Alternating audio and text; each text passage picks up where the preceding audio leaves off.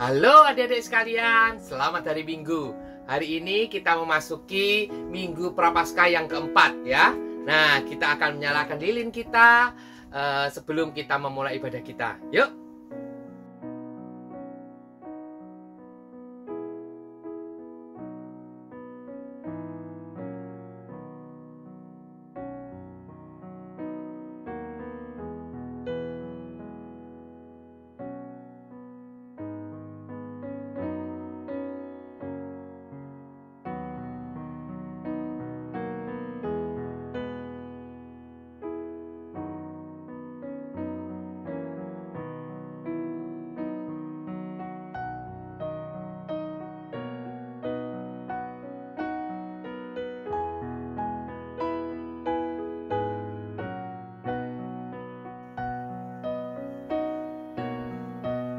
Nah, adik-adik sekalian, kurang 2 minggu lagi masa Prapaskah kita.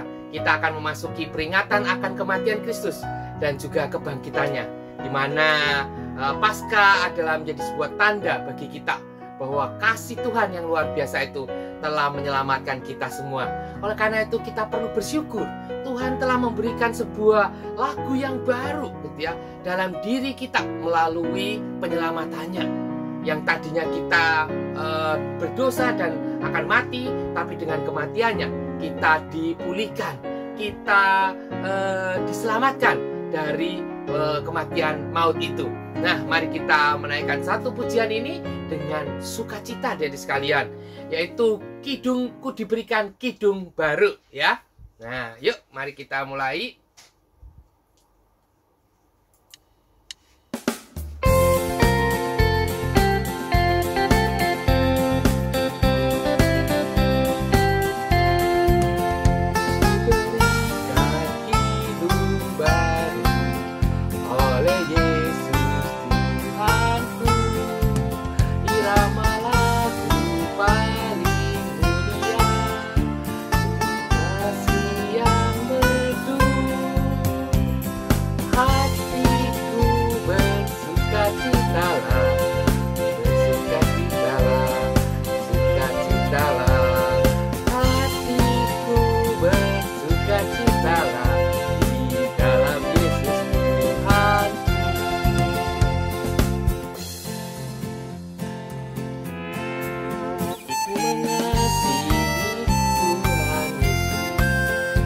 Tersalib bagiku, segala dosaku dihapusnya, hingga baru hidupku.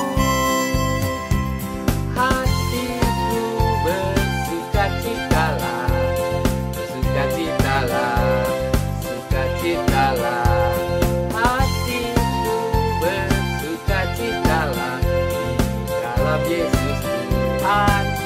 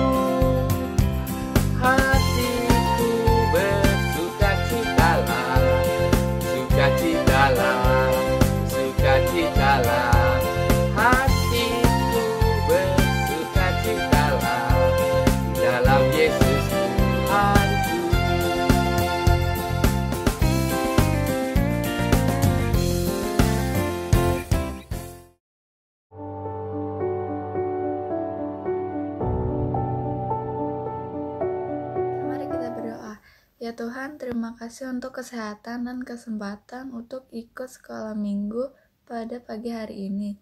Kami memohon pimpinan-Mu pada saat mengikuti kebaktian sekolah minggu, memuji Tuhan dan mendengarkan cerita. Dalam nama Tuhan Yesus kami berdoa, amin. Rekan-rekan sekalian, adik-adik sekalian, saat kita sungguh-sungguh bersukacita, marilah kita mengingat bahwa sukacita itu datangnya dari Tuhan. Karena Tuhan telah melakukan yang terbaik. Karena Tuhan telah melakukan bagiannya.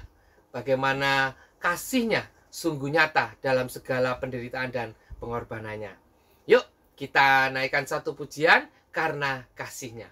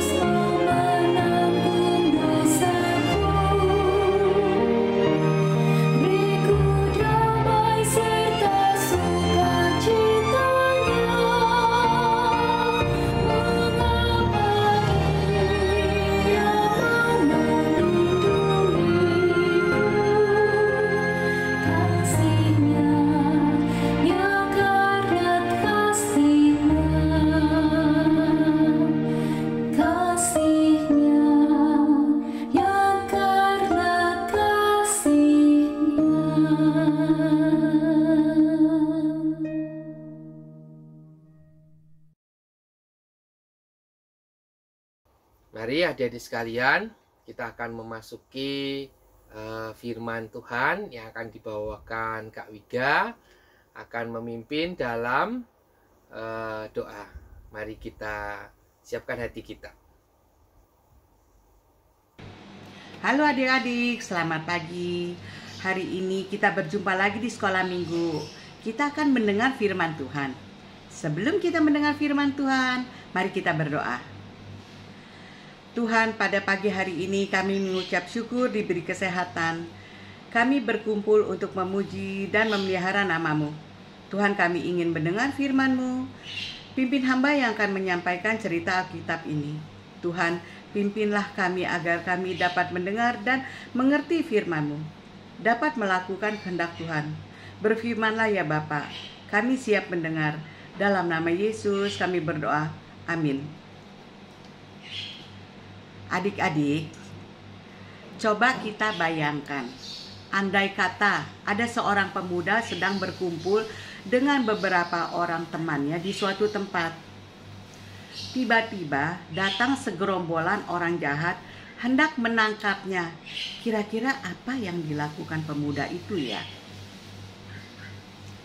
Ya, dia akan melawan bila musuhnya seimbang atau lebih lemah.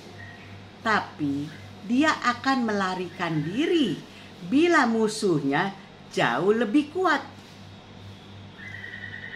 Tapi adik-adik, ternyata Tuhan Yesus tidak melakukan semua itu ketika hendak ditangkap. Mari kita mendengar kisah tentang Tuhan Yesus ditangkap. Diambil dari Injil Yohanes 18 ayat 1 sampai 11. Minggu yang lalu kita sudah mendengar bahwa Tuhan Yesus mengadakan jamuan malam Paskah bersama dengan 12 orang muridnya. Yohanes 13 ayat 30 menyebutkan, Yudas menerima roti itu lalu pergi. Pada waktu itu hari sudah malam. Tahukah adik-adik, kemana Yudas pergi? Ya, Yudas pergi menjumpai imam-imam dan ahli Taurat yang sangat membenci dan hendak membunuh Tuhan Yesus. Mereka berunding, merencanakan bagaimana harus menangkap Yesus. Malam harinya adalah waktu yang tepat di mana orang-orang sedang berada di rumah masing-masing. Mungkin mereka juga sedang merayakan jamuan Paskah. Di mana Yesus akan ditangkap? Di Taman Getsemani. Yudas tahu betul tempat itu, sebab sering ke sana bersama-sama dengan Yesus dan murid-murid yang lain untuk berdoa. Imam dan orang Farisi merasakan gentar juga, sebab di sekitar Taman Getsemani ada banyak orang Galilea, pengikut Yesus yang tinggal di sana. Mereka masih ingat orang banyak yang melulukan Tuhan Yesus waktu masuk ke Yerusalem. Lalu mereka minta bantuan pemerintah Romawi agar mengirim pasukan prajurit, sebab mereka akan menangkap seorang pemberontak Nazaret, yaitu Yesus. Adik-adik, malam itu Taman Getsemani yang biasanya sepi tiba-tiba menjadi heboh. Lihat, nyala suluh dan lentera menerangi tempat itu. Segerombolan orang-orang datang hendak menangkap Yesus. Siapakah mereka? Yudas berjalan di depan. Ada sepasukan prajurit bersenjata lengkap seperti hendak berperang. Ada penjaga-penjaga bait Allah, imam-imam dan orang Farisi. Serem ya adik-adik. Apakah Yesus merasa takut? Tidak. Sebab Yesus sudah tahu apa yang akan terjadi atas dirinya. Ini baru permulaan.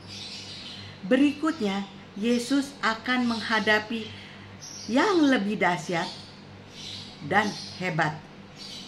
Yesus sudah siap menghadapi penderitaan yang lebih hebat, sebab Yesus sudah memberikan dirinya kepada Bapa di surga. Taat melakukan kehendak Bapaknya dalam mewujudkan rencana kerajaan Allah. Dengan gagah berani Yesus maju ke depan dan bertanya, "Siapa yang kamu cari?" Mereka menjawab, "Yesus dari Nazaret." Yesus berkata, "Akulah dia." Seketika para prajurit terkejut, mundur dan jatuh ke tanah. Lalu Yesus bertanya lagi, "Siapa yang kamu cari?" Jawab mereka, "Yesus dari Nazaret." Kata Yesus kepada mereka, "Telah kukatakan kepadamu bahwa akulah dia. Jika aku yang kamu cari, biarlah mereka ini pergi." Sambil menunjuk para muridnya. Adik-adik, betapa besar kasih Yesus kepada murid-muridnya. Yesus tidak ingin murid-muridnya celaka. Yesus menanggung sendiri semua tugas dari Bapaknya. Tetapi Petrus sangat mengasihi Yesus, langsung mengayunkan pedangnya hendak membela Yesus. Tiba-tiba seorang hamba imam besar yang bernama Malkus menjerit kesakitan. Aduh. Apa yang terjadi, adik? Ternyata pedang Petrus memutuskan telinga kanan hamba imam besar. Sekarang gerombolan itu menjadi marah dan hendak menangkap Petrus. Keadaan menjadi kacau dan sangat genting. Tetapi Tuhan Yesus tetap dapat menguasai keadaan dan tetap berbuat baik. Yesus berkata kepada Petrus, "Sangkanlah pedangmu. Sadarlah bahwa aku harus minum cawan yang diberikan Bapa kepadaku." Adik-adik, apa arti cawan dari Bapa? Cawan artinya semua penderitaannya yang harus ditanggung Yesus demi menebus dosa manusia. Lalu Yesus mengambil potongan telinga itu dan menyembuhkan Malkus. Apa artinya itu, adik-adik? Yesus tidak memilih jalan kekerasan. Sebaliknya, Yesus telah mengubah kebencian dan permusuhan menjadi kedamaian. Membalas kejahatan dengan kebaikan. Dalam keadaan tidak baik, Yesus tetap berbuat baik. Adik-adik, sebenarnya Yesus dapat melawan dan mengalahkan orang-orang yang hendak menangkapnya. Bukannya Yesus tidak merasa takut dan sedih, tetapi Yesus sungguh merasakan kegentaran dan kesedihan yang ada, tetapi ketaatan kepada Bapa lah yang memberi keberanian untuk menjalani semua ini. Yesus memilih taat melakukan rencana dan kehendak Bapaknya untuk menyelamatkan manusia. Itu sebabnya kita sekarang telah memperoleh keselamatan di dalam Yesus. Dosa kita diampuni. Lalu apa balas kita atas pengorbanan Yesus itu? Maukah adik-adik meneladani Yesus untuk selalu taat kepada kehendak Allah Tuhan kita? Contoh-contoh kehendak Tuhan yang sering kali sulit kita taati. 1. Hormati orang tuamu. 2. Tekunlah berdoa. 3. Kasihilah sesama seperti dirimu sendiri. 4. Mengampuni kesalahan orang lain. 5. Berkatalah jujur. 6. Bersyukurlah dalam segala hal. Dan seterusnya. Masih banyak lagi, ya.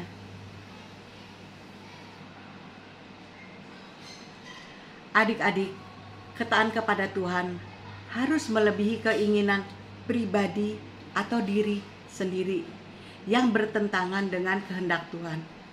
Sama seperti Yesus, bila kita benar-benar taat kepada Tuhan, maka dalam keadaan tidak baik pun kita akan mampu bersikap baik. Sebab Tuhan akan menolong dan memberi kekuatan atau kemampuan kepada kita. Mari kita berdoa. Tuhan Yesus, kami akan belajar taat. Tolong kami, beri kami kekuatan dan selalu taat dan selalu berbuat baik, meskipun dalam keadaan tidak baik atau sulit. Terima kasih Tuhan, dalam nama Yesus kami berdoa. Amin.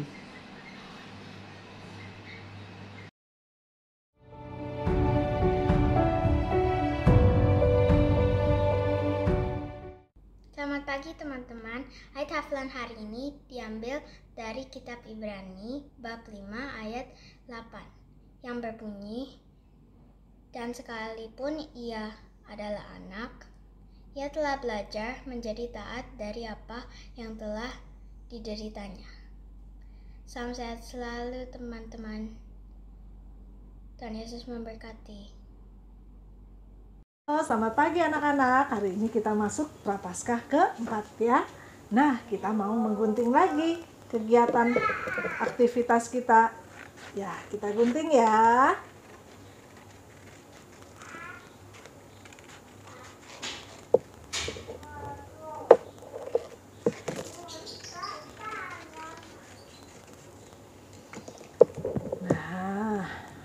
sudah menggunting. Dan sekalipun ia adalah anak, ia telah belajar menjadi taat dari apa yang telah dideritanya. Ibrani 5 ayat 8. Nah, kalau sudah selesai, yuk sekarang kita mau bolongin lagi kertasnya. Kita mau gabung lagi.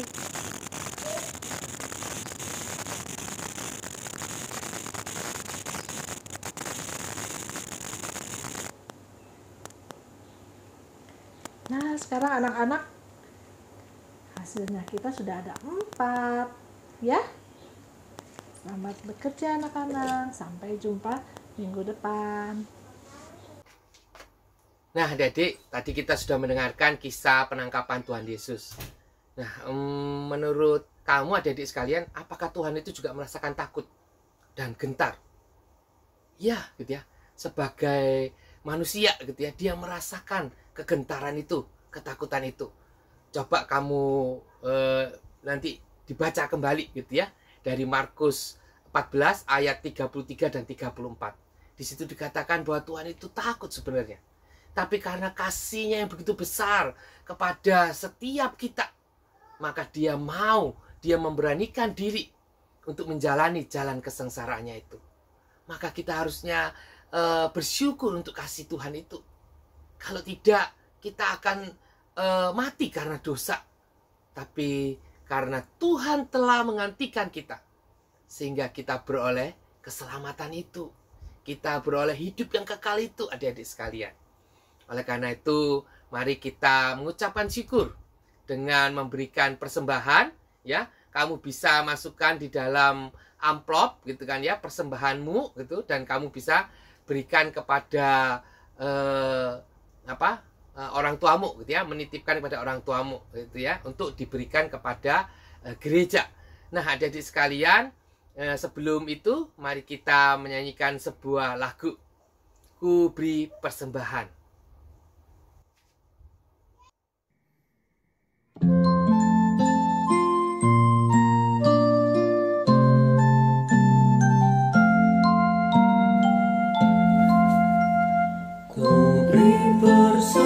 Persembahan pada Tuhanku, sambil puji Yesus Juru Selamatku. Dengan sukaria ku beri padamu, dan merasa kaya dalam Tuhanku. Mari kawan-kawan, bela hatilah, bawa persembahan, datanglah segera.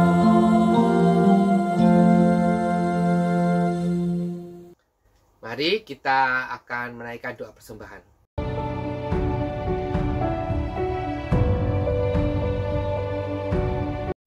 Teman-teman, mari kita berdoa. Bapa kami yang di surga, kami mengucap syukur atas berkat Tuhan yang kami terima setiap hari. Sekarang kami membawa persembahan kami sebagai ungkapan terima kasih. Terimalah dan berkatilah agar dapat berguna bagi pekerjaan Tuhan.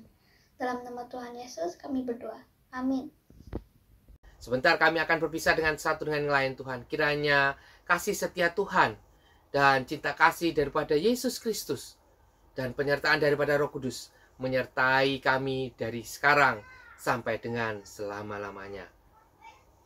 Bapa, terima kasih.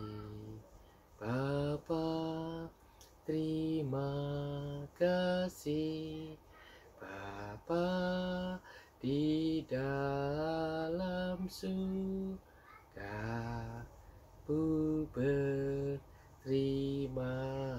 kasih. Amin. Ya, selamat hari Minggu adik-adik.